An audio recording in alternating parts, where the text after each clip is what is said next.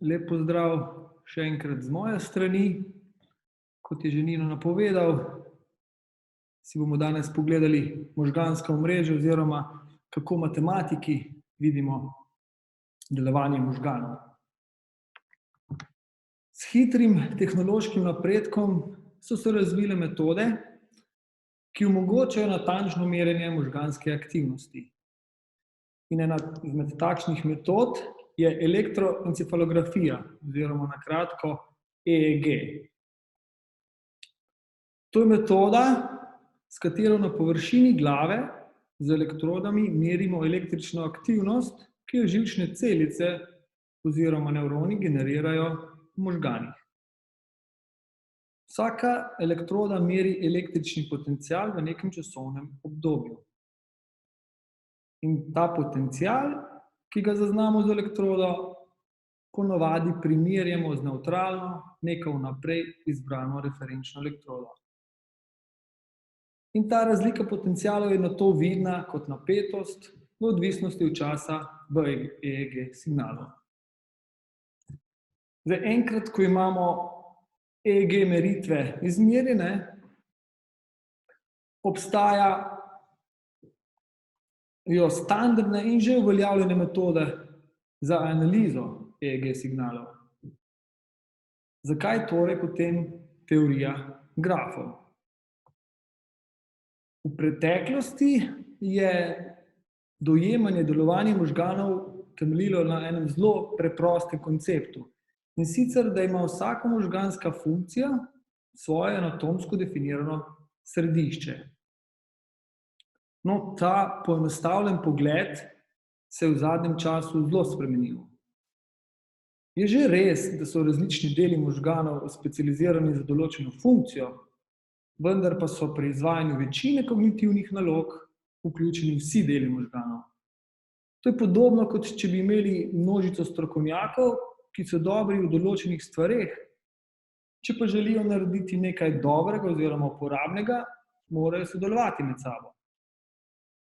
Zato je v resnici na delovanje možganov potrebno gledati kot na kompleksno celoto oziroma na kompleksen sistem. In kompleksni sistemi imajo lastnost, ki niso niti povsem naključne, niti popolnoma urejene, ampak odražajo neko bolj dodelano oziroma bolj kompleksno organizacijo. In v tem smislu teorija grafov igra pomembno vlogo, saj so po eni strani grafi dovolj robustni, da zajamejo bistvene lastnosti, ki jih opazimo v različnih realnih kompleksnih sistemih, po drugi strani pa tudi dovolj preprosti, da omogočajo globoko matematično razumevanje. Kaj sploh je omrežje oziroma graf? Omrežje matematično predstavimo z grafom. Graf je diskreten objekt, ki se stoji iz vozlišč, le-ta predstavljajo osnovne gradnike sistema in pa povezav med njimi, ki predstavljajo odnose oziroma relacije med gradniki. Recimo na tem primeru levem spodaj je primer letalskega omrežja. V tem omrežju so vozlišča natanko letališča, dve vozlišči oziroma dve letališči pa sta povezani med sabo, če obstaja direkten let iz enega letališča na drugo in nazaj. Na desnem primeru je primer proteinskega omrežja. V tem omrežju so vozlišča natanko proteini, dva proteina pa sta povezana med sabo, če se lahko vežeta med sabo. Čeprav se narava tako povezav kot vozlišč v obeh omrežjih bistveno razlikuje, pa jima je skupno to, da je njuna matematična grafovska predstavitev enaka. V tem primeru sta oba zgrajena iz 5 vozlišč in 4 povezav. Zdi se torej, da sta pojma omrežja in graf nekako sopomenki. No, v resnici obstaja majhna razlika.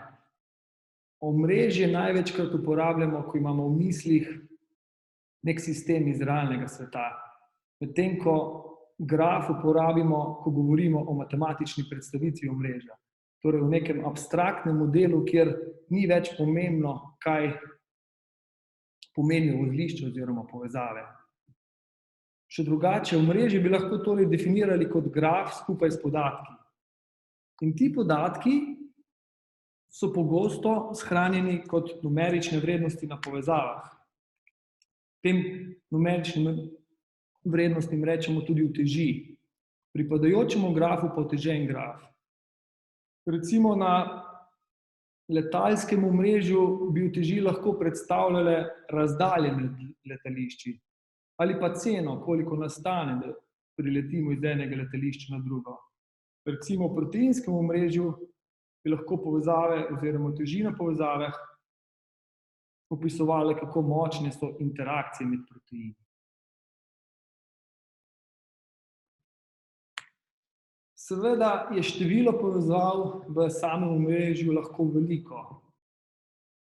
V splošnem, če imamo n vozlišč, imamo lahko med poljubnim parom vozlišč povezavo.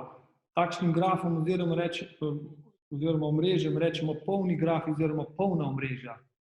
V tem primeru imamo v resnici reda n kvadrat. Število povezav je reda n kvadrat v primerjavi številom vozlišč. Še bolj natančno, če imamo n vozlišč, torej n krat n minus 1 polovic je vseh možnih povezav. In zato je pomembno, da graf oziroma omrežje učinkovito predstavimo. Zato uporabimo posebno dvodimenzionalno polje oziroma matriko, kjer vrstice in stolpci predstavljajo vozlišča, vrednosti 0 pa 1 pa ali obstaja povezava ali ne obstaja. Recimo na tem primeru vidimo, da je vozlišče A pa B sta povezana, zato imamo v prvi vrstici, ki predstavlja vozlišče A, in v drugem stolpcu, ki predstavlja vozlišče B, vrednost 1, torej A in B sta povezana. A in C vozlišči pa nista povezana, zato v prvi vrstici in tretjem stolpcu imamo v resnici 0, tukaj kar s črno barvo prikazano to. Najbrž ste opazili, da je tale matrika oziroma polje simetrično glede na glavno diagonalo. To je zaradi tega, ker so naše povezave v resnici neusmerjene in imamo vedno to situacijo. Podobno lahko predstavimo tudi utežene grafe. Le da namesto 0 in 1 pač enostavno v matriko shranimo vrednosti uteži. Recimo tule je utež 2 na povezavi med A in B, zato v prvi vrstici in drugem stolpcu pač enostavno shranimo vrednost 2 in pa seveda v prvem stolpcu in drugi vrstici. Podobno.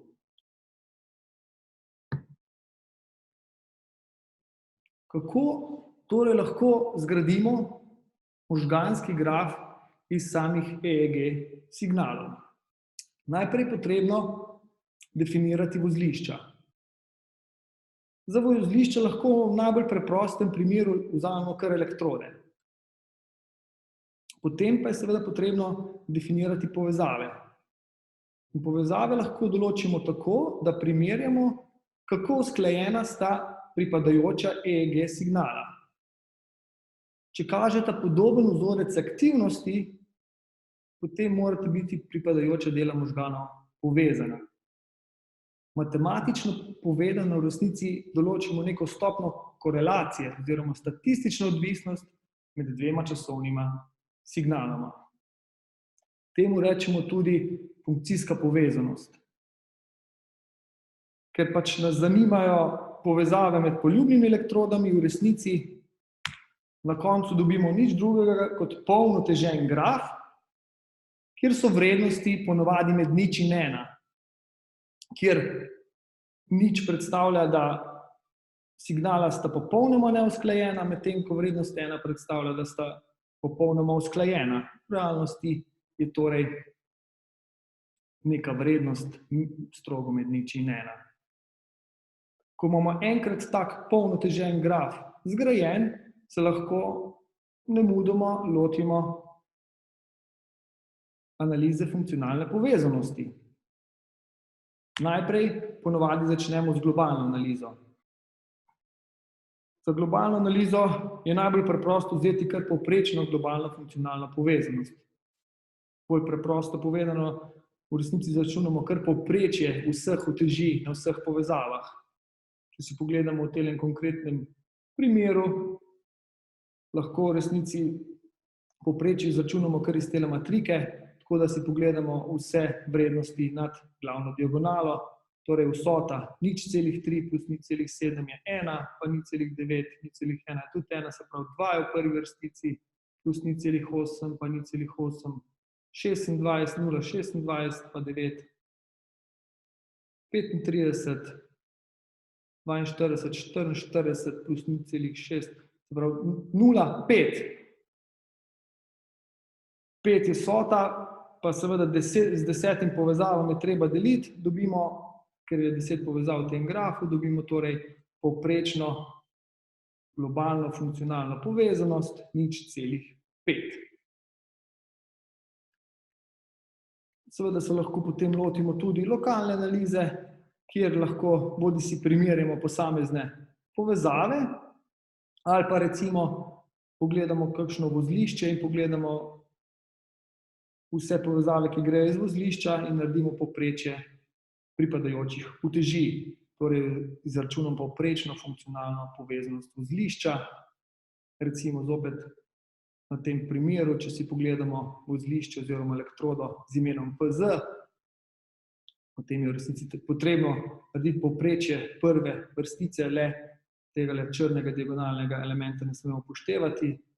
Smo že prej poračunali tole v resnici 2 in če zopet delimo s 4 povezavami, dobimo 0,5, torej povprečna funkcionalna povezanost tega vozlišča.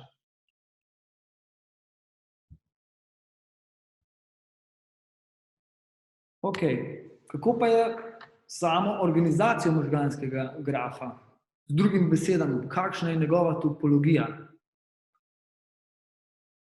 No, na tem mestu se je potrebno najprej vprašati, ali so vse tele povezave v tem grafu resnične. Ker namreč, ko naredimo takšen graf, bomo vedno dobili polno utežen graf. Potrebno se je zavedati, da so metode za določanje aktivnosti možganov povezane tudi z meritvenim šumom. In zato praviloma možgansko omrežje ni polno omrežje. Nizka vrednost v matriki zelo verjetno odraža šum, ne pa obstoja dejanske povezave. Zato bi število takšnih povezav radi zmanjšali. Kako lahko to naredimo? Ena izmed najbolj preprostih metod je kar, da si izberemo neko mejno vrednost, ki rečemo tudi prag, in glede na ta izbrani prag odstranimo vse povezave, katerih uteži so pod izbranim pragom. Recimo, na tem konkretnem primeru, če si izberemo prag 0,5, pomeni, da bomo odstranili vse povezave, ki imajo uteži pod 0,5, torej tole povezavo, ki ima vrednost 0,1, pa 0,3, pa 0,2. In ostane nam v resnici potem tale podgraf. Na ta način v resnici poudarimo topološke lastnosti tistih povezav, za katere je manj verjetno, da odražajo meritveno napako, hkrati pa poenostavimo seveda tudi analizo, ker imamo manj povezav v sami analizi. Kar je še bistveno je potem, da po uporabi praga v resnici odstranimo tudi uteži, torej se ukvarjamo samo še s pripadajočim neuteženim grafom.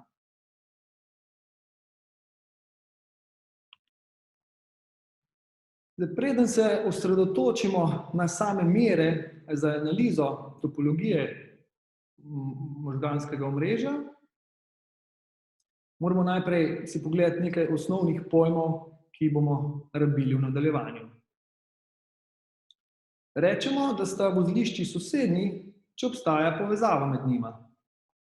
Recimo na tem primeru sta sivi vozlišči sosednji, ker obstaja črna povezava med njima. Medtem ko rumeno in modro vozlišče pa nista sosednji, ker nimamo nobene povezave med njima. Kaj je pot med dvema vozliščama? Pot med dvema vozliščama je v resnici zaporedje različnih vozlišč, kjer pa mora veljati, da sta zaporedni vozlišči sosednji. Recimo, pot med zelenima vozliščama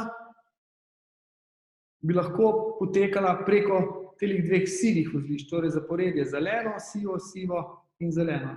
Se pravi, preko telih treh črnih povezav. To bi bila pot od prvega zelenega do drugega zelenega vozlišča. Sivim vozliščem v tem primeru rečemo tudi, da so notranje vozlišča poti. Zeleni vozlišči pa sta krajišči poti oziroma prvo in začetno vozlišči poti.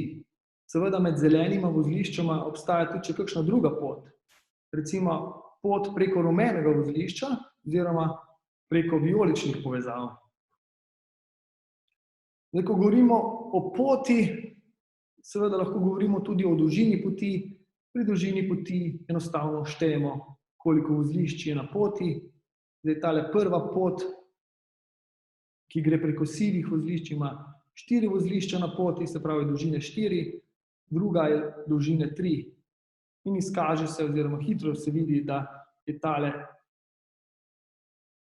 pot preko rumenega vozlišča tudi najkrajša pot med zelenima vozliščama, torej v splošnem je najkrajša pot med vozliščama tista pot, ki ima najkrajšo dolžino. Cikel je pot, ki se začne in konča v istem vozlišču. Recimo tule, če si pogledamo, začnemo v zelenem vozlišču, pa gremo preko vijolične povezave do rumenega, pa preko oranžne, potem nazaj do sivega in preko sivega, recimo nazaj do zelenega, dobimo cikel. Tale graf ima precej ciklov, očitno. Graf je povezan, če za poljuben par vozlišč obstaja pot med njima. Očitno je, da je tale graf, tale primer na tej sliki povezan graf, katerokoli dve vozlišči si vzamemo, bomo vedno našli pot med njima. Zdaj, en poseben primer povezanih grafov je pa povezan graf brez ciklov. In takšnemu grafu rečemo drevo. Za drevo v resnici velja, da če vzamemo poljubni dve vozlišči, obstaja natanko ena pot med njima. In zato ima drevo to lepo lastnost v resnici, da ima v nekem smislu minimalno število povezav, da je graf povezan. Še drugače rečeno, brž ko iz drevesa odvzamemo neko povezavo, bo drevo razpadlo, ne bo več povezano. Ali pa še drugače rečeno, brž ko bomo dodali eno povezavo v drevo, bomo dobili cikel. Zdaj, tale primer seveda ni primer drevesa, bomo videli en primer drevesa na naslednji prosojnici. Še nekaj je zelo pomembno pri drevesih, to, da drevo na N vozliščih ima natanko določeno število povezav in jih je vedno N-1. Torej, linearno v številu vozlišč. No, s teorijo grafov se lahko potem lotimo analize omrežne arhitekture. In določanje pomembnosti vozlišča je eden temeljnih pristopov v sami analizi. Pomembnost vozlišča je skrita v zgradbi omrežja, ki mu vozlišče pripada. Vsako vozlišče ima nek določen vpliv na vozlišča, s katerim je povezano, torej na svoje sosede. Lahko si mislimo, da je bolj ali pa manj pomembno. In število vozlišč, ki so sosednji z danim vozliščem, rečemo tudi stopnja vozlišča. In to je tudi verjetno ena izmed najstarejših mer za pomembnost vozlišča v omrežju. Recimo na tem primeru ima rdeče vozlišče stopnjo 6, ker ima 6 sosedov. 5 modrih, pa enega zelenega.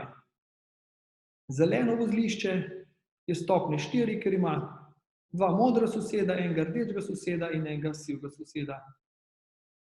Sivo vozlišče je stopnje 5, ima očitno 4 modra vozlišča in eno zeleno vozlišče. Vsa preostala modra vozlišča pa so stopnje 1, saj imajo natanko enega soseda. Takšnim vozliščem, ki imajo stopnjo 1, pravimo tudi listi. Kaj je problem pri sami stopnji vozlišča, je to, da je to le lokalna mera pomembnosti, torej ne upošteva celotnega omrežja.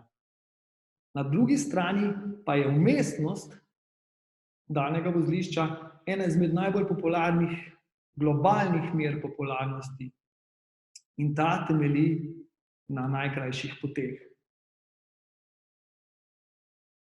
Torej, vmesnost formalno meri delež najkrajših poti med vsemi pari vozlišč, ki gredo skozi dano vozlišče. Če si pogledamo na tem konkretnem primeru, recimo koliko je vmesnost rdečega vozlišča, zdaj, če bi šli štet, bi videli, da v tem grafu v resnici obstaja natanko 50 najkrajših poti, v resnici kar sopadajo z vsemi potmi, ki imajo rdeče vozlišče za notranje vozlišče.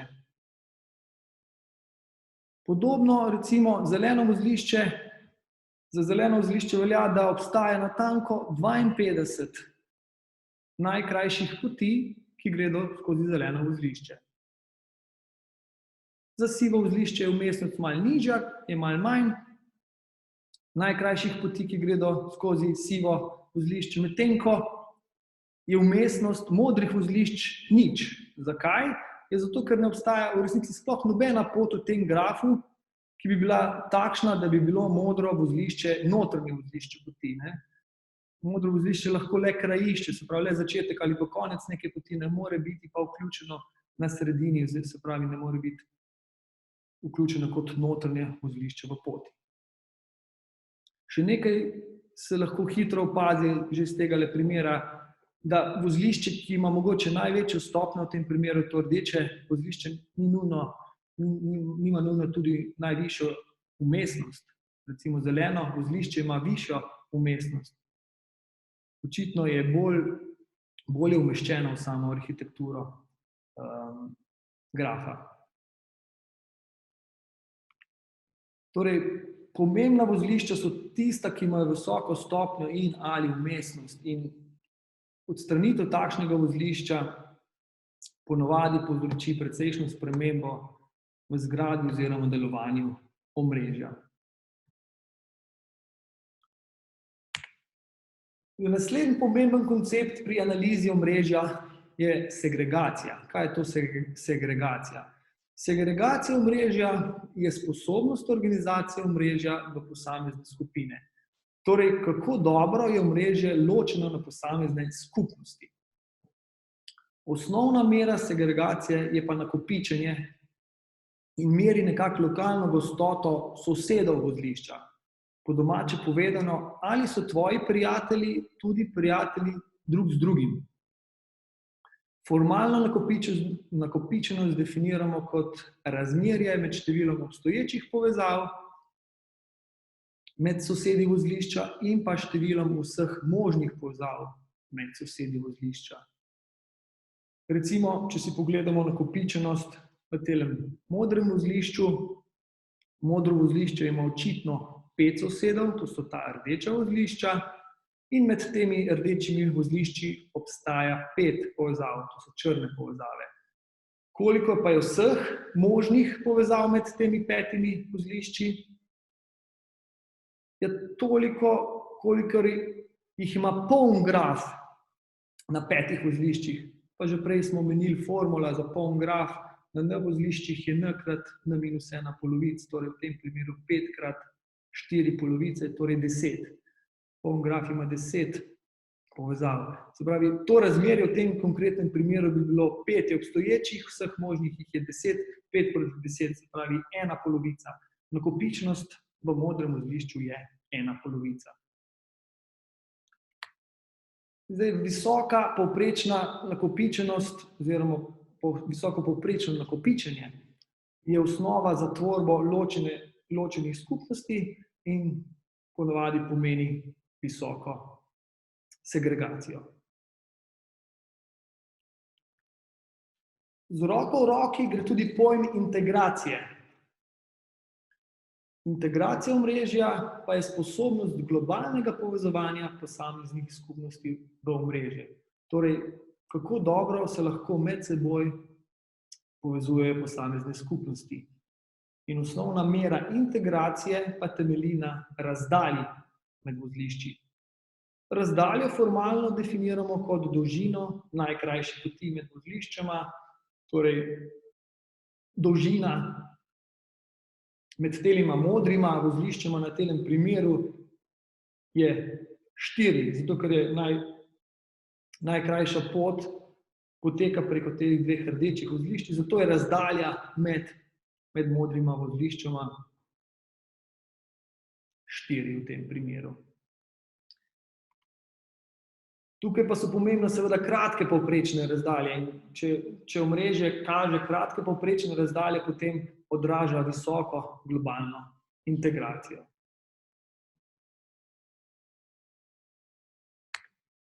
Poleg samih mer pa ključno vlogo pri sami analizi omrežij igrajo tudi grafovski modeli.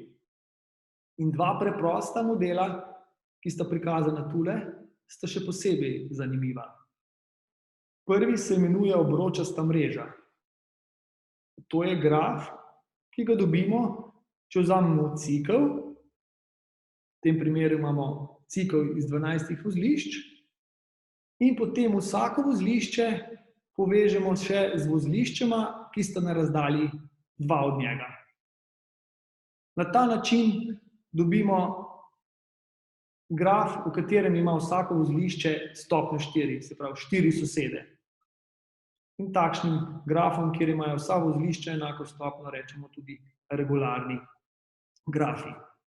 Poleg tega, da je obročasta mreža regularen graf, pa velja za vsako povezavo, da je le lokalna. In zato v resnici obročasta mreža kaže visoko nakopičenje in pa seveda po drugi strani dolge razdalje med vozlišči. Še drugače povedano, če se vrnemo prej na pojma integracije pa segregacije, obročasta mreža nekako je model omrežja, kjer imamo visoko segregacijo, vendar pa zelo nizko integracijo. No, drugi ekstrem pa je naključen graf.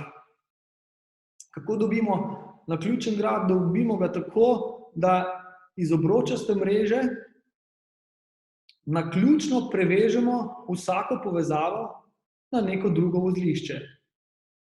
Se pravi, vzamemo vsako povezavo v obročasti mreži in jo naključno, se pravi, z enako verjetnostjo prevežemo eno krajišče na neko drugo krajišče.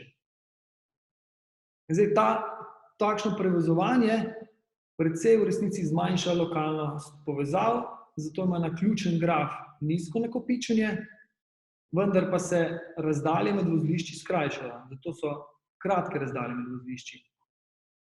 Še drugače povedano, v kontekstu integracije in segregacije imamo tu ravno obratno sliko, imamo nizko segregacijo pa visoko integracijo. Na tem mestu se lahko zdaj vprašamo, ali bi mogoče zdrave možgane lahko primerjali s kakšnim izmed teh dveh modelov. Zdaj, v resnici bi si želeli, kot smo že nekako na začetku malo nakazali, da bi imel naš model v resnici obe lastnosti, tako visoko segregacijo kot visoko integracijo. Vendar pa ima ta dva modela vsak samo po eno lastnost. No, izkaže pa se, da v resnici pa obstaja nekje vmes med tema dvema ekstremoma model grafa, ki pa odraža obe te dve želeni lastnosti, tako visoko segregacijo kot visoko integracijo. Rečemo mu mali svet. In mali svet pa dobimo tako, če samo majhen delež povezav v obročasti mreži prevežemo na neko drugo vozlišče. Torej, če smo pri naključnem grafu prevezali naključno vse povezave, si tukaj izberemo samo majhen delež povezav in jih naključno prevežemo. Kaj s tem zagotovimo? V resnici s tem zagotovimo, še vedno imamo bližnjice, se pravi, razdalje med vozlišči se skrajšajo, kar pomeni, da je povprečna razdalja kratka, po drugi strani pa še vedno ohranimo visoko nakopičenje. In zato mali svet odraža tako visoko segregacijo kot visoko integracijo in možganski grafi, se pravi, možganski graf, ki je porejen iz zdravih možganov, v resnici odraža topologijo malega sveta, ker ta nudi nekako optimalno ravnovesje med funkcionalno segregacijo in integracijo in zato posledično kompleksno organizacijo.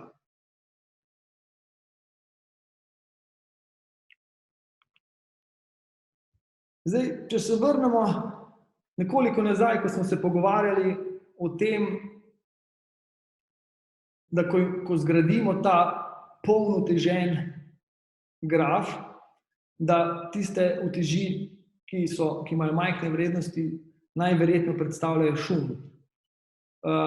To smo, če se spomnimo, rešili tako, da smo uporabili prag, oziroma smo si vnaprej izbrali neko vrednost in glede na to vrednost odstranili vse povezave, ki so bile pod to vrednostjo.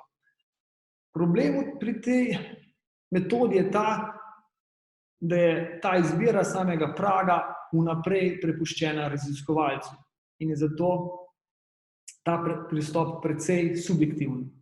Namreč, jasno, različne končne izbire tega praga vplivajo tudi na različno število povezav, ki jih bomo na koncu dobili v tem neuteženem grafu in posledično seveda tudi na karakteristike možganskega grafa. Kljub temu, da obstajajo neki postopki, taki rečemo normalizacijski postopki, ki omilijo to pristranskost, bi si želeli bolj objektivnega pristopa. No, izkaže se, da obstaja pristop, ki je precej bolj objektiven in sicer temelji na tem, da izračunamo hrbtenico možganskega grafa. Kaj pa je hrbtenica možganskega grafa?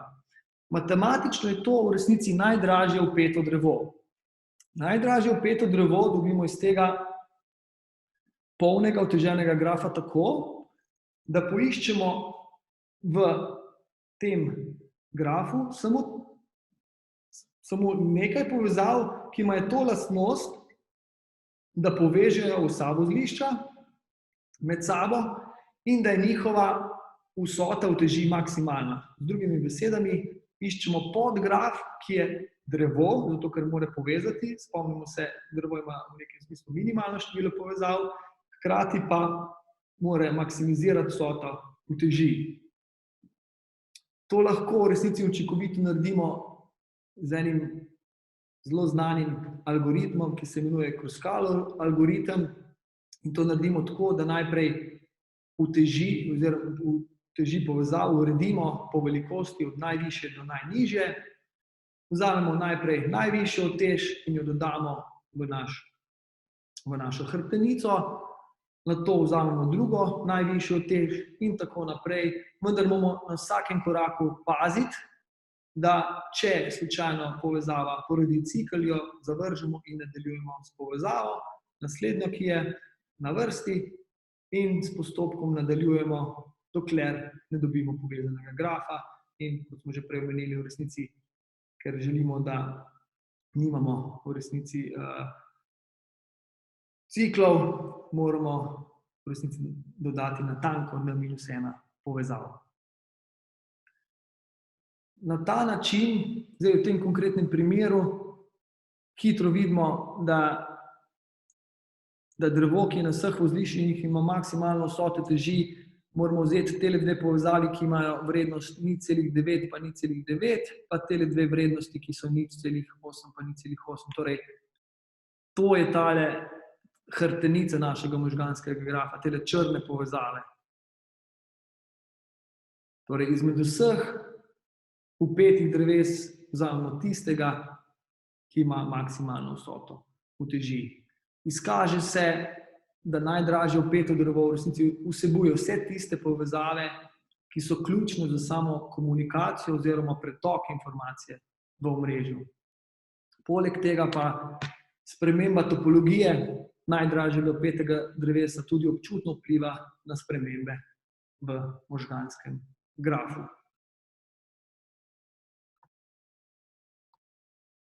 Zdaj, kadar pa analiziramo hrbtenico možganskega grafa oziroma najdražje vpeto drevo, imamo pa opravka z dvema ekstremnima topologijama dreves, ki sta še posebej zanimivi. Prva se imenuje pot, druga pa zvezda. Kako dobimo pot? Pot dobimo pač tako, da vsako vozlišče povežemo z dvema drugima vozliščoma, razen dveh vozlišč, to sta lista, imata stopnjo 1. Torej, ta pot v resnici odraža decentralizirano topologijo, zato so v takšnem grafu razdalje dolge. No, na drugi strani, drugi ekstrem pa je zvezda, ki očitno sestoji iz nekega osrednjega vozlišča, to je v tem primeru zeleno vozlišče, ki je povezano z vsemi ostalimi vozlišči in zato predstavlja centralizirano topologijo. Tu so pa razdalje kratke med vozlišči. Edini problem, ki ga ima zvezda, je ta, da je zeleno vozlišče, torej to osrednje vozlišče, ima maksimalno stopnjo in maksimalno vmesnost. Kar pomeni, da je lahko informacijsko preobremenjeno. Zdaj, če en del možganov preobremenjen, pa spet ni dober. Se pravi, dober je do neke mere, da je pretok informacij hiter, preveč pa ne. Zato bi si želeli nek kompromis med tema dvema modeloma in vmes med tema dvema drevesoma je en model, ki mu rečemo hierarhično drevo. Hierarhično drevo pa nudi neko ravnovesje med preobremenjenostjo in pa globalno integracijo.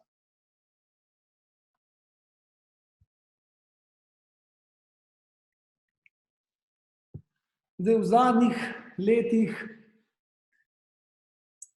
je ta grafovski pristop močno prispeval k boljšemu razumevanju tudi patogeneze možganskih bolezni. Recimo, če si pogledamo en konkreten primer, pri bolnikih z blago kognitivno motnjo, to je ena predstopnja Alzheimerjeve bolezni, se kaže predvsem zmanjšana funkcionalna povezanost v primerjavi z zdravimi osebami, tako na globalni ravni, kot tudi na lokalni ravni.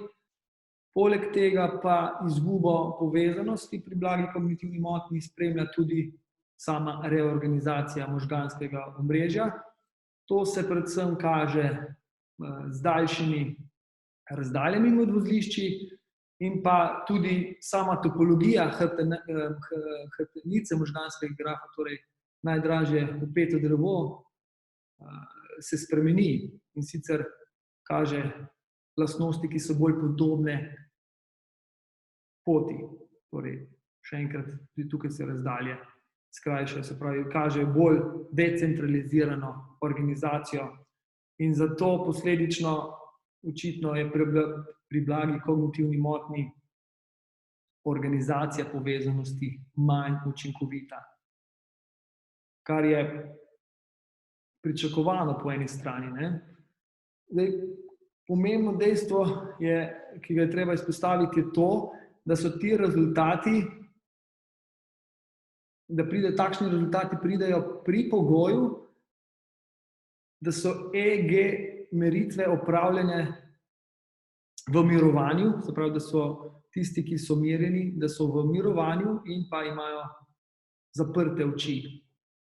Zanimivo dejstvo je to, da se slika popolnoma obrne, če recimo damo tem ljudem neko kognitivno nalogo in jih med to nalogo merimo. Izkaže se, da se potem pri ljudeh z blago kognitivno motnjo pa v tistem trenutku funkcionalna povezanost poveča in tudi sama organizacija možganskega omrežja gre bolj proti centralizirani topologiji, kar bi si lahko mogoče razlagali, da možgani nekako kompenzirajo in s tem kompenziranjem za kratek čas potem povečajo funkcionalno povezanost in pa samo organizacijo. Zdaj, podobne spremembe kot pri blagi kognitivni motnji so bile opažene še pri številnih drugih motnjah, kot so recimo avtizem, šizofrenija, epilepsija, Parkinsonova bolezen in tako naprej. Če zaključim, potem bi lahko rekel, da ima grafovski pristop zelo velik potencial, ne samo da vpliva na boljše razumevanje patofizioloških mehanizmov, ampak v resnici tudi na klinične diagnoze in pa samo zdravljenje. Tako, hvala lepa.